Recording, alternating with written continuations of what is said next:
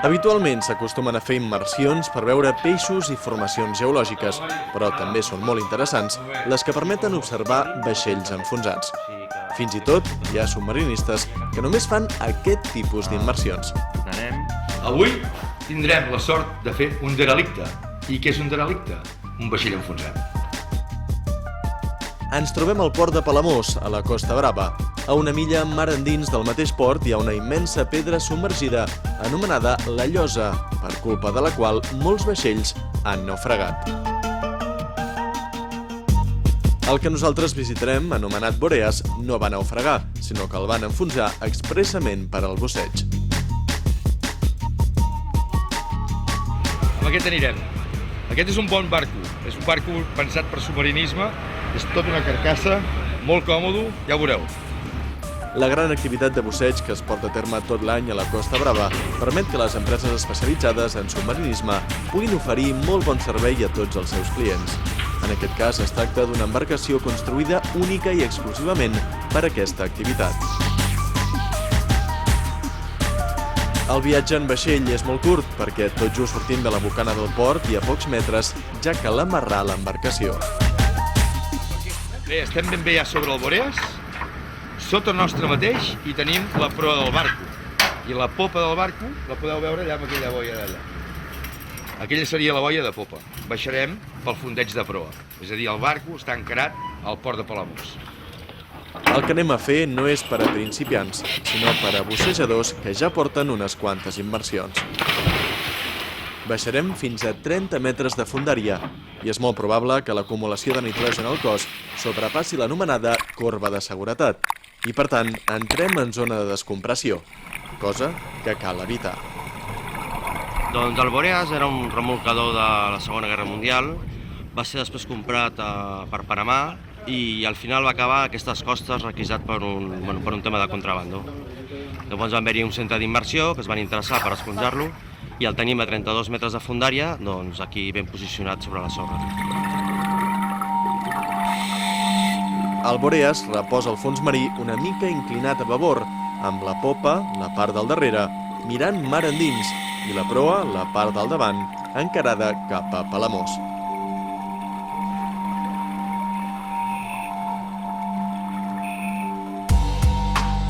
En el seu darrer viatge transportava 600 quilograms de xis, quan va ser capturat per la policia davant de la costa de Begur. Un cop al fons del mar, la xarxa d'un pesquer d'arrossegament va arrencar la xemeneia.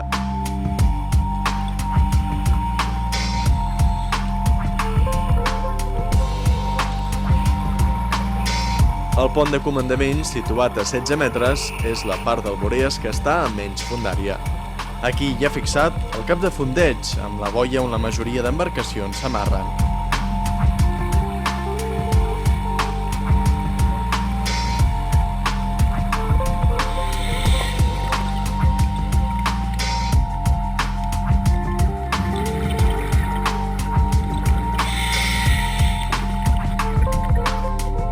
Fa 20 anys que està esfonsat i realment està preparat perquè els submarinistes puguem fer la nostra activitat.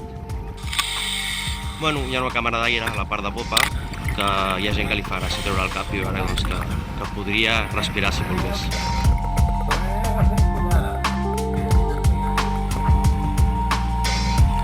Ens trobem a uns 30 metres de fondària i amb bones condicions de visibilitat, de manera que gairebé podem veure tot el vaixell de punta a punta. La gent que fa vaixells enfonsats va per veure els vaixells. La història del vaixell, la sensació que et dona de veure una cosa tan quieta, tants anys al mateix lloc, com es va deteriorant, això crec que és el que dona el bon feeling amb tot aquest món del submarinisme. A la part més profunda de la immersió, concretament a uns 32 metres de fondària, es troba la immensa hèlix del Boreas, que li permetia fer les funcions de remolcador. De fet, aquest vaixell s'anomenava Pellworm i formava part de la flota alemanya durant la Segona Guerra Mundial. Quan va acabar la guerra va passar a mans de la Marina nord-americana, que li va donar el nom d'USN 102. L'any 1960 va tornar a la Marina alemanya per fer funcions de localització de mines i ja l'any 1980 es va vendre per ser desmantellat. Va ser llavors quan una societat panamenya li va posar el nom de Boreas i després d'una curta vida transportant estupefaents va finalitzar al fons del mar.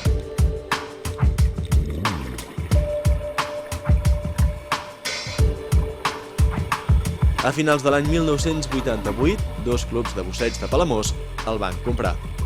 Abans d'enfonsar-lo el van condicionar, és a dir, van eliminar tots els cables que poguessin posar en perill la vida dels submarinistes.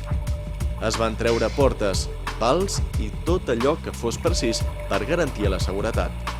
Per això, el seu interior és accessible, des de les bodegues fins al compartiment de motor. Sí, aquest vaixell realment és un punt de reclam. Hi ha gent inclús que ve de fora especialment per veure'l i hi ha gent que es dedica només a fer immersió a barcos esfonsats, a vaixells esfonsats per la història que comporta el propi naufragi.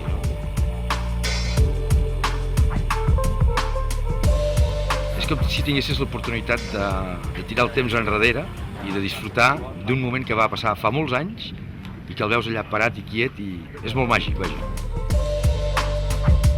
Segons la mitologia grega, Boreas era la personificació del vent del nord, el més violent de tots els vents. En el nostre cas, està associat a aquest vaixell, que reposa amb una absoluta tranquil·litat al fons de l'entrada del port de Palamós.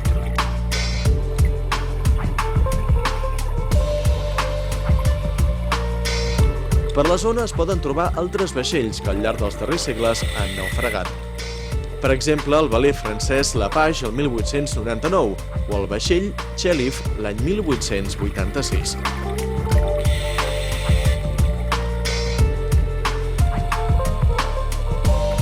Bussejar per aquestes aigües permet rememorar moments històrics de la navegació i, amb una mica de sort, fins i tot trobar encara objectes. En el nostre cas, senzillament volíem conèixer un dels derelictes més ben conservats de la nostra costa.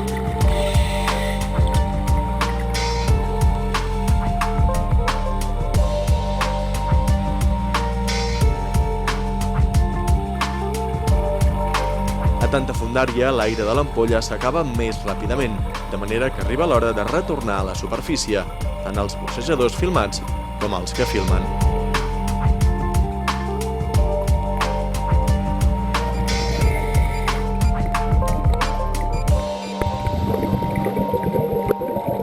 Ha sigut un dia molt bo, la visibilitat era excel·lent, a part era poca gent, hi havia bastanta vida per veure, o sigui que un dia per rememorar. Toni és el darrer en sortir de l'aigua i notablement emocionat, malgrat haver fet aquesta immersió moltes vegades.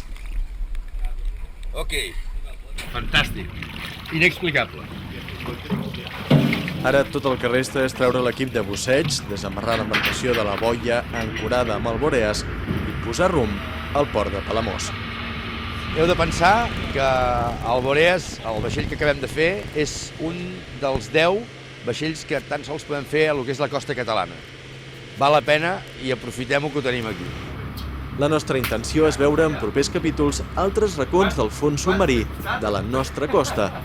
I si hi ha algun vaixell naufragat o derelicte, molt millor.